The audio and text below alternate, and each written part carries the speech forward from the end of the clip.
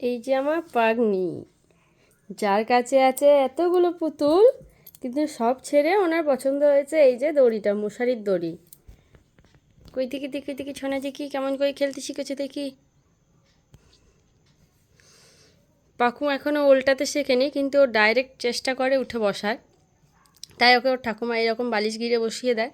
ও দিব্যি ওখানে বসে ওইভাবেই খেলা করতে থাকে। আজকের সব কিছু ছেড়ে ওর মশারির দড়িটা ভীষণ পছন্দ হয়েছে, ওটা নিয়েই খেলা করছে।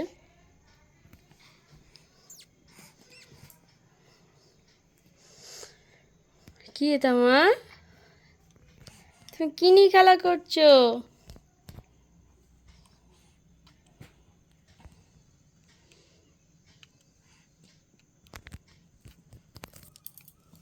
এটা কি, কি এটা বাবা?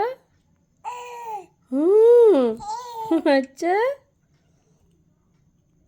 মা ফুগলু দাঁতে একটু হেসে দাও, একটু ফুগলু দাঁতে হেসে দাও। হ্যাঁ হ্যাঁ, আর তো আরেকবার হেসে দাও। হুম, ফুগলু দাঁতে আরেকটু হেসো। বুঝবে না, হাসবে না ফুগলু দাঁতে।